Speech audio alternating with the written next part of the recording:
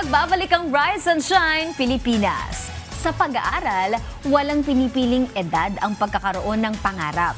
May mga taong maaga itong nakamit, pero mayroon din namang hinihintay ang tamang panahon para muling magsimula. It's never too late to chase a dream. Yan ang pinatutunayan ni Mary Jane Giocado Rivera. Sa edad na 53, muli siyang bumalik sa pag-aaral habang ginagampanan din ang tungkulin bilang ina sa 6 niyang anak. Samot-saring reaksyon din ang natanggap niya mula sa mga netizen matapos ibahagi ang kanyang journey sa muling pagpapatuloy ng pag-aaral. Suspended doon kayo Aga po naman kami alas 4. Suspended din naman. Akin yung baon mo. Alamin natin ang inspiring journey ni Mary Jane Giocado Rivera dito lang sa Rise and Shine Pilipinas. At para alamin ang kanyang inspiring journey, makakasama natin ngayong umaga si Miss Mary Jane Giocado Rivera. Welcome po sa Rise and Shine Pilipinas. Mary Jane, bagay na bagay sa iyo yung school uniform mo. Kaya nga! Hello, Mami Mary Jane. Sa edad po na 53, no? Good morning, Mami. 53 na po kayo. Ano po yung inspirasyon ninyo or naging inspirasyon nyo para bumalik po kayo sa pag-aaral? Kasi bata pa talaga ako, pangarap ko talagang makapagtapos ng pag-aaral. So kahit na nagkapamilya na ako, tinuloy ko talaga para matupad ko yung pangarap ko. Kasi dala ng kahirapan, kaya hindi ko nagawa yun nung bata pa ako. Nakapag-asawa po ako ng maaga, pero ganun pa man ay hindi ko talaga tinigil ang pangarap ko na kung magkaroon pa ako ng pagkakataon at maging okay na yung mga anak ko, ako naman po, tatapusin ko yung pag-aaral ko. Ang galing. At ang kinuha niyo po, Mary Jane, na kurso ay Bachelor of Physical Education. Kumusta po ang journey ninyo ngayong third year na po kayo? Wow! Ako.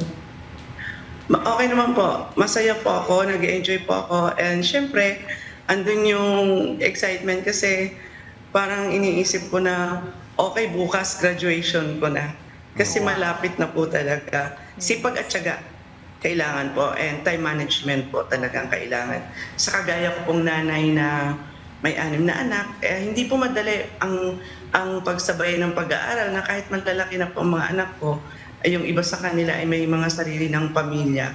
Pero bilang isang nanay, ay hindi ko pa rin inaalis yung obligasyon ko bilang nanay nila sa aking mga anak. Okay, Mami, nakita namin kanina sa video mo, nung nasuspende yung klase, isinoli mo yung baon mo. Ano yung pakiramdam na yung ikaw naman yung nagsosoli ng baon at hindi yung anak mo nagsosoli ng baon pagka suspended yung classes? Ano po, nagulat ako kasi ako kasi pinakapagpapabili dahil siyempre bago na yun Okay. Alam mo, nakakatuwa, Mami, kasi talagang grabe rin yung suporta ng mga anak mo sa'yo. Nakikita namin dun sa mga videos na ina-upload online. Ano ba yung una nilang naging reaksyon nung nag-decide ka na gusto ko ulit ipagpatuloy yung pag-aaral ko?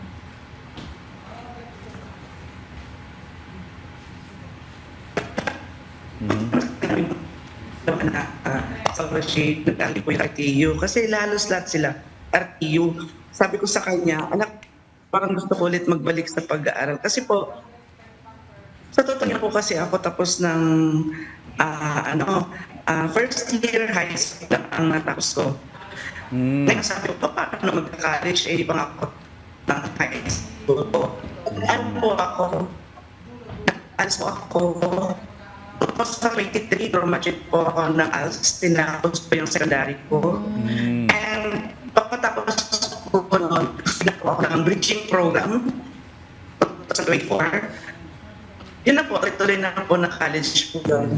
Masaya po sila para po sa akin and po silang magkapatid. Kaya nakita ko naman po yung sa support po nila para po sa makapag-gusto ng pag-aaral at matulungan po yung pangarap ko. Okay. Medyo nagpuputol-putol lang yung video ni Oo Mami, nga. no? Pero maganda to kasi narinig nakaka-inspire to, narinig no? ko parang ang tinapos niya ALS. Yes. For high school. Oo. Ang galing. Nakakatuwa naman. Mami Mary Jane, panghuli na lamang po siguro para po sa mga taong nag-aalangang bumalik sa pag-aaral dahil sa kanilang edad o mga responsibilities sa life. Ano po yung mensahe niyo po para sa kanila? Ayun po. Message ko sa kanila. Wala akong edad ang pag-aaral. Kung gusto ko nila magpapagawa na habang may buhay, sabi nga, may pag-asa. Kaya pa po nilang gawin yun. Kung wag sila mag-alinlangan, wag po nilang iisipin na hirap. Kasi kung gusto ko yun sa magpapagawa. Okay. So, gusto ko paraan pag tayo edad. So, may panahon pa at may oras. Kaya, sana ako na lang po yung tingnan makapagtapos pa Yan. Okay. Alright, Mami Mary Jane, maraming salamat. Maganda yung sinabi niya, habang buhay may Pag-asa. At walang edad ang pag-aaral. Maraming salamat po sa pagbibigay sa amin ng inspirasyon ngayong umaga, Mami Mary Jane. Thank you, Mami. Giocado Rivera. Thanks, Mami.